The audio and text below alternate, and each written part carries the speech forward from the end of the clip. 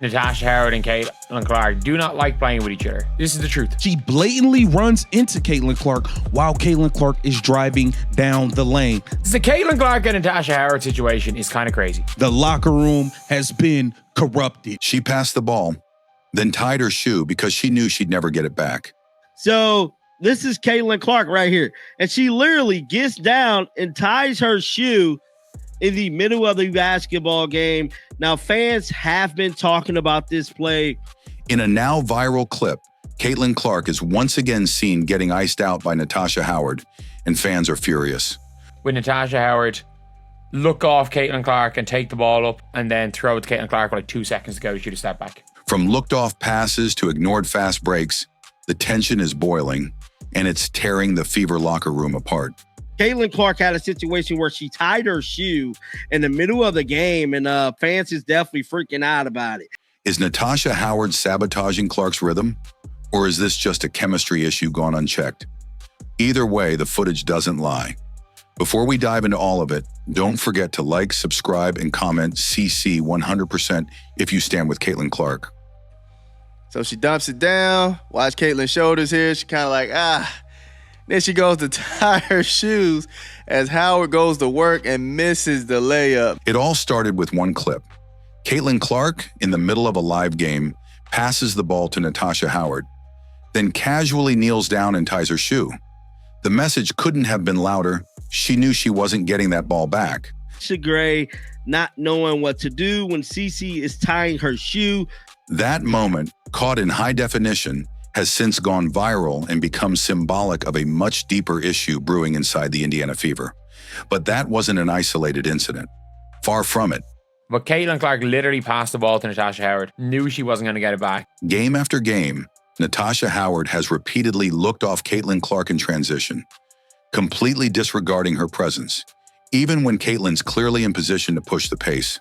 Natasha Howard just looks off Caitlin Clark, and Caitlin Clark, you can just see the reactions. And it's like, we got body language experts here, but I don't care. I don't care. If you get looked off, by the way, and you're trying to push the pace, you're there shrugging. So you got Caitlin Clark there shrugging her shoulders like, what the hell? In one particular sequence, Clark sprinted down the court in transition, hands ready, spacing perfect. Howard got the rebound, glanced at Clark, then took the ball up herself, slowly, deliberately, while Clark visibly shrugged in frustration. She's looking her off in games. She sees the girl driving down the lane and intentionally. And this isn't just one or two plays. It's a pattern. Analysts and fans have now documented at least 4 or 5 separate clips in just one game where Howard blatantly ignored her. Caitlin was having a bad day shooting, all right? And she's hard on herself. She was kind of like hitting her head. She was just really frustrated. And, you know, she kind of take that frustration to the next play, to the next play, to the next play. And it kind of make her, I think, like one time she fell over trying to do more than she needed to be doing because I feel like she's still not at 100%. The result? A frustrated rookie superstar who's visibly checked out on certain possessions, not because she's giving up, but because she's realized she's not part of the offensive flow. She is taking away from Caitlin Clark. She is taking away from Caitlin. She is taking away from the speed. Caitlin's body language says it all. The shoulder shrugs, the head shakes, and the now infamous shoelace moment aren't drama. A 26-point. Caitlin Clark is right there waiting on the outlet. Natasha Howard looks her off. I don't necessarily want people to think that Natasha Howard is just a terrible player for this team. She's one of those players that's looked at to score. There's silent protests, and it's not just fan speculation. Caitlin Clark leads the league in unassisted field goals, meaning she has to create her own shots far more often than other stars because she's not getting touches in rhythm. Caitlin Clark has captivated the nation, breaking scoring records in college and bringing women's basketball to a whole new audience. She is a phenomenon. That stat alone speaks volumes. She's getting buckets out the mud without help and still managing to put up elite numbers under intense defensive pressure. Get your ass down the floor, bruh. Nobody, come on, bruh. That's the problem with this team. There's no pecking order. Meanwhile, Natasha Howard, a veteran in the league, seems to be operating like it's her team, slowing down the tempo, taking isolation looks, and freezing out Clark in half-court sets. We have Natasha Howard out here blatantly ignoring, freezing out, and looking off the best point guard in the league. One play had Clark coming off a screen wide open, arms ready, eyes locked, but the pass never came. The locker room has been corrupted. Instead, Howard called her own number, drove into traffic, and bricked a layup. The fans noticed, the commentators noticed, and the locker room surely did too. Caitlin Clark had 25 points in the first half, and Natasha Howard looked her off from three. It is what it is. She had 25 points in a half and got looked off. If she had gotten a 3-point and hit another 3-pointer, would she have had the most points in a half? Even more eyebrow raising, when Clark had a 25-point first half playing one of her best games of the season, Natasha still looked her off from three late in the quarter. That shot could have set a record. You got to understand what's going on here. It's not just the game clips. We have her on podcasts with Sue Bird talking about, oh yeah, well, this isn't Iowa. She doesn't need to do that anymore. This isn't Iowa. We can help you with that. Instead, Clark was left on the perimeter, watching the possession die in someone else's hands. Caitlin knew she would never see the ball again. Gray should have too. Caitlin knew she would never see the ball again. Gray should have too. Now, let's be clear. This isn't about blaming every Fever loss on one player. But when your franchise star, your number one draw, is being visibly iced out and left out of the offense, she's bringing the ball up. She looks at Caitlin and then just keep bringing it up. Eventually gets it to her, but she brings the ball up. something's wrong. You can't build around Caitlin Clark while simultaneously holding her back. And the fans are noticing. They're not watching for isolation sets from a role player. They're watching for greatness from a generational talent. And so far, she's doing her part, even when no one else is. Nobody's paying money to see Natasha Howard. Nobody is paying money to see Natasha Howard. That's all I can say. That is all I can say. Nobody's paying money to see her. What's happening on the court is only half the story. The other half is simmering behind closed doors, inside a fractured Fever locker room that's slowly coming apart. And Natasha Howard, she's right at the center of it. Let's rewind to the beginning of the season. Natasha Howard, Caitlin Clark had 25 points in the first half, and Natasha Howard looked her off from three. Caitlin Clark and Aaliyah Boston reportedly asked one simple thing from the Fever front office: protect the locker room, not flashy trades, not media hype, just a culture built around team chemistry and unity. But instead, what they got was dysfunction. Caitlin knew she would never see the ball again. Gray should have too. Caitlin knew she would never see the ball again. Gray should have too. Starting with the arrival of Natasha Howard, who many now believe is doing more harm than good to that delicate ecosystem. From the jump, Howard made headlines not for team-first comments, but for saying her personal goal was to win MVP. That's not just ambition, that's a signal. And now, weeks later, fans and analysts are connecting the dots. Nobody's paying money to see Natasha Howard. Nobody is paying money to see Natasha Howard. That's all I can say. That is all I can say. Nobody's paying money to see her. She's playing like she believes this is her team. Problem is, it's not. It's Clark's. Then came the now infamous interview with Sue Bird, where Howard bluntly said, "This isn't Iowa. Caitlin doesn't have to do everything anymore." She's doing this on purpose. She's looking her off in games. She sees the girl driving down the lane and intentionally. At face value, it sounds supportive. But when paired with her on-court behavior, ignoring Clark in transition, taking over possessions without passing, it reads like a subtle undermining. Caitlin Clark has reached the no more fucks given stage. Caitlin knew she would never see the ball again. Gray should have too. She didn't come in looking to build around Caitlin. She came in acting like she should contain her. And it's showing.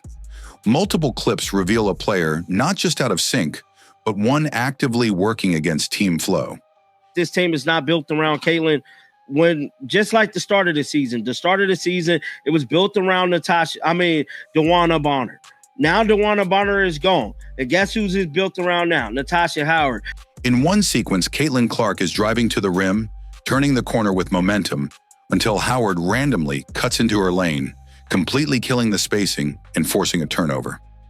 That's not just bad timing. That's basketball sabotage. Every guard learns in high school.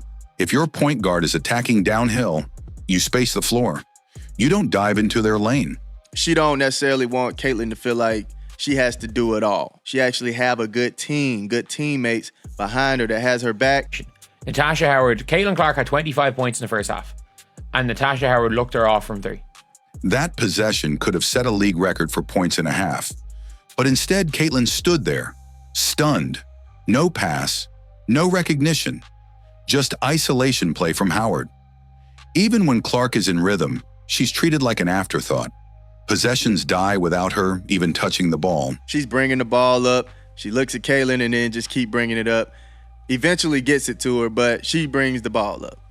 And when she does give it up, it's clear.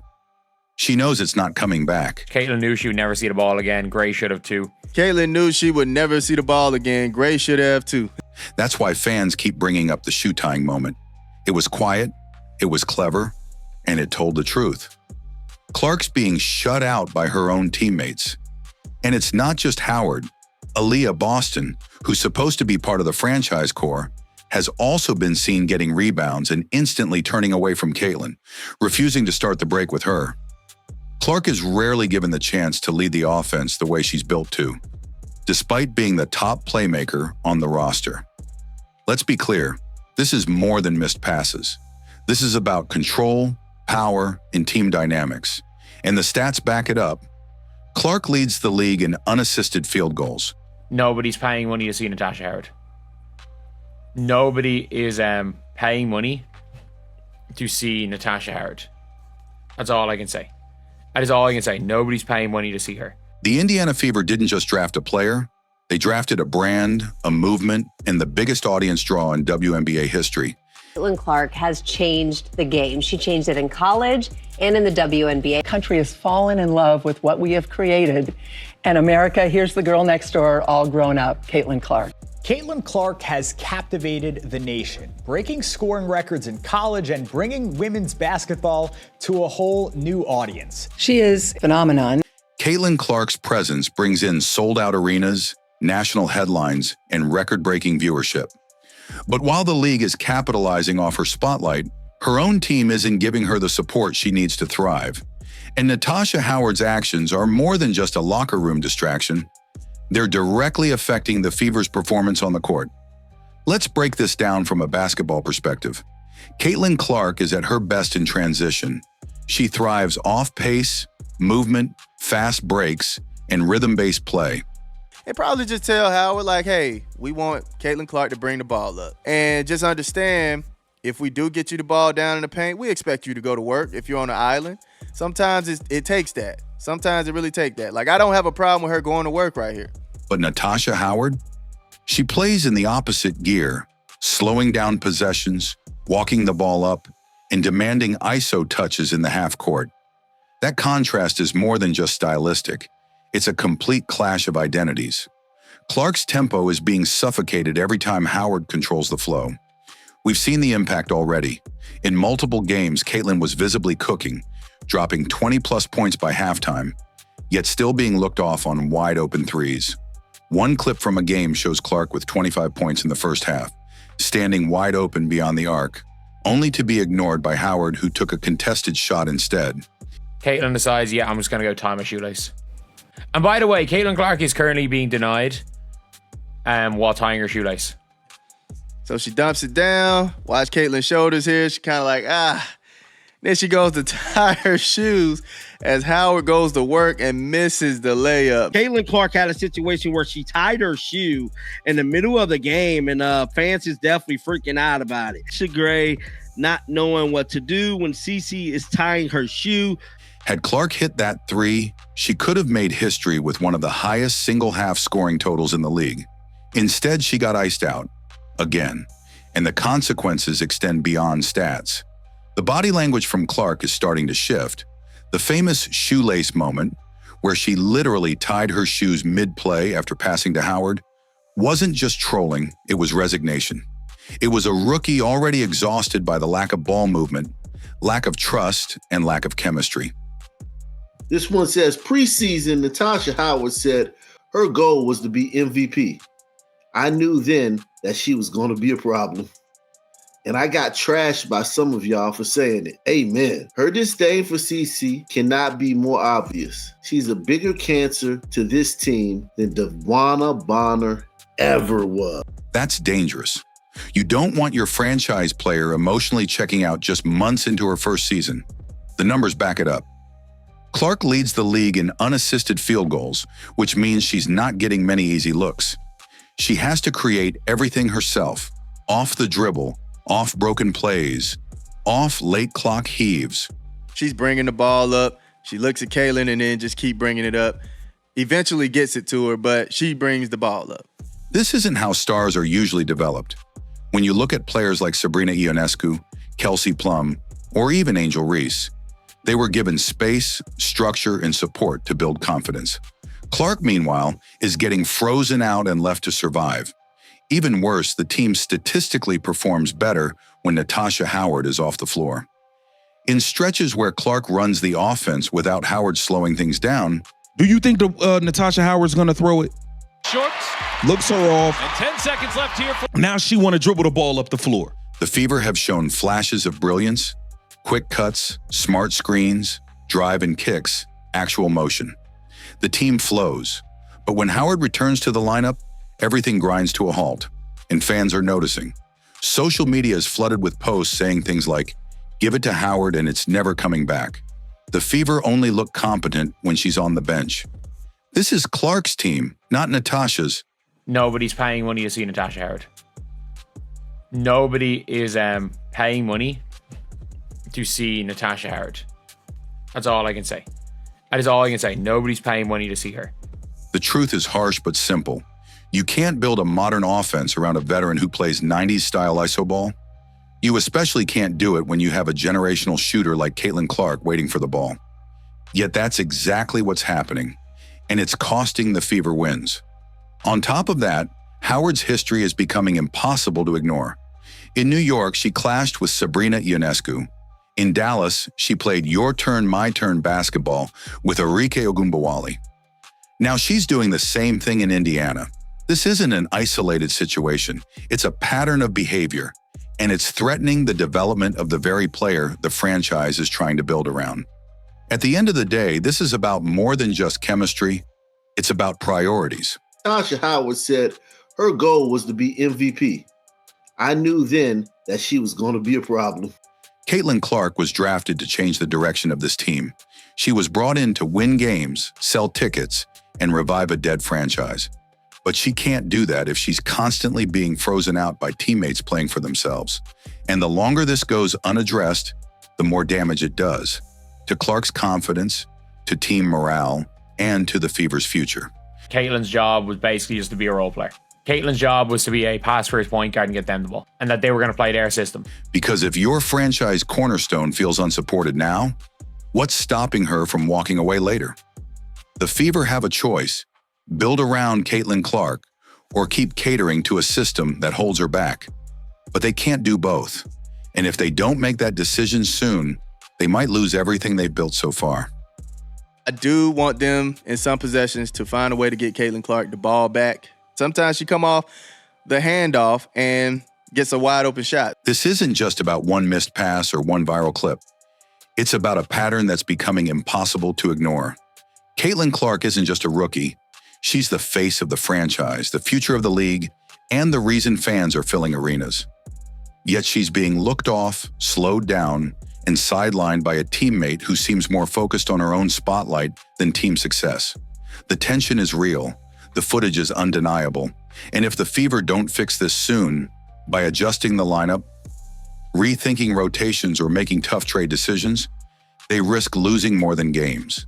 They risk losing the trust of their fans, the chemistry of their roster, and the full potential of Caitlin Clark.